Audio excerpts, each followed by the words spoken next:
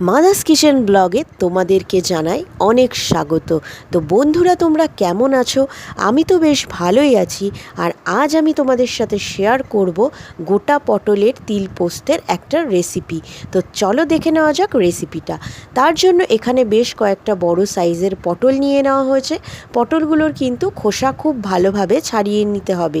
এরপর পটলগুলোকে ভালো করে ধুয়ে পটলের দুপাশ কিন্তু সামান্য চিড়ে নিতে হবে, যাতে পটলের মধ্যে কিন্তু পোস্ত আর তিলের ফ্লেভার বেশ ভালোভাবে ঢুকে যায়, আর যাতে পটলটা খুব ভালোভাবে সেদ্ধ হয়ে যায়।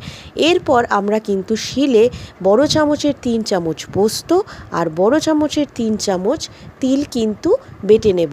তার সাথে কাঁচা লঙ্কাও বেটে নেব। এদিকে কিন্তু পটলগুলোকে সামান্য একটু নুন দিয়ে প্রেসারে জাস্ট একটা সিটি মেরেই অল্প সেদ্ধ করে নামিয়ে নেব। তোমরা চাইলে কড়াতেও সেদ্ধ করে নিতে পারো। এভাবে সেদ্ধ করে পটলটা রান্না করলে কিন্তু ভাজার সময় তেল কম লাগে। আর তেল আমাদের রান্নায় যত কম খাওয়া যায় ততই ভালো, কারণ তেল খাওয়া স্বাস্থ্যের পক্ষে মোটেই ভালো নয়। এরপর দেখো, এখানে কিন্তু পটল সেদ্ধ করা আমাদের হয়ে গেছে। এদিকে আজ আমরা এইটা রান্নাটা করব চীনাবাদাম বাটা দিয়ে। তোমরা চাইলে চালমগজ ও কাজু বাদাম বাটা দিয়ে করতে পারো। চীনাবাদাম বাটা দিয়ে করলেও কিন্তু এর স্বাদ কিছু কম হয় না, এর স্বাদ খুব ভালো হয়। এরপর কিন্তু কড়াতে সাদা তেল দিয়ে এখানে কালো জিরে ফোড়ন দিয়ে দেওয়া হয়েছে। পটলগুলোকে নুন আর হলুদ দিয়ে বেশ ভালো করে লাল লাল করে ভেজে নিতে হবে। আর পটলগুলো ভাজার সময় অল্প ঢেকে ভাজলে খুবই ভালো, তাহলে কিন্তু পটল কিন্তু অর্ধেকের বেশি সেদ্ধ হয়ে যায়। পটল ভাজা হয়ে গেলে পটলগুলোকে কিন্তু আমরা কড়া থেকে তুলে নেব।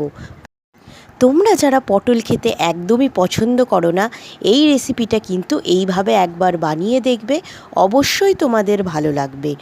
এরপর কড়াতে সাদা তেল দিয়ে কিন্তু এখানে পোস্ত আর তিল বাটাটা দিয়ে দিতে হবে। দিয়ে কিছুক্ষণ নাড়াচাড়া করে নেড়ে নিয়ে এরপরে কিন্তু চীনাবাদাম বাটাটাও এখানে দিয়ে দিতে হবে। আর এর মধ্যে কিন্তু সামান্য হলুদ দিয়ে ভালো করে মিক্স করে নিতে হবে। এরপরে আমরা এখানে কিন্তু আখের গুড় ব্যবহার করেছি, তোমরা চাইলে চিনি ব্যবহার করতে পারো। দিয়ে বেশ ভালো করে মিক্স করে দিতে হবে।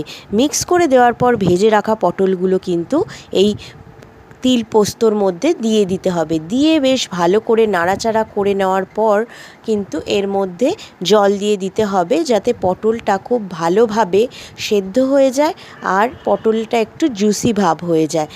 এরপর কিন্তু নাড়াচাড়া করে দুটো কাঁচা লঙ্কা দিয়ে দিতে হবে। দিয়ে কাঁচা লঙ্কাগুলোকে এভাবে চিড়ে দিয়ে কিন্তু ঢেকে দিতে হবে, যতক্ষণ না জলটা পুরোপুরি শোকাচ্ছে আর পটল পোস্তটা বেশ মাখো মাখো হচ্ছে, ততক্ষণ কিন্তু এটাকে ফোটাতে হবে। এরপরে কিন্তু ফুটে উঠলেই আমাদের গোটা পটলের তিল পোস্ত কিন্তু একেবারেই রেডি। গরম গরম ভাতের সাথে এই খাবারটা খেতে কিন্তু জাস্ট অসাধারণ লাগে। তো অবশ্যই আমাকে জানাবে কমেন্ট করে রেসিপিটা কেমন লাগলো। ভালো লাগলে লাইক শেয়ার করবে আর আমার চ্যানেলটিকে অবশ্যই সাবস্ক্রাইব করে দেবে। আমি নিত্য নতুন রেসিপি নিয়ে তোমাদের কাছে আবার হাজির হয়ে যাব। তো চলো আজকের মতন টাটা।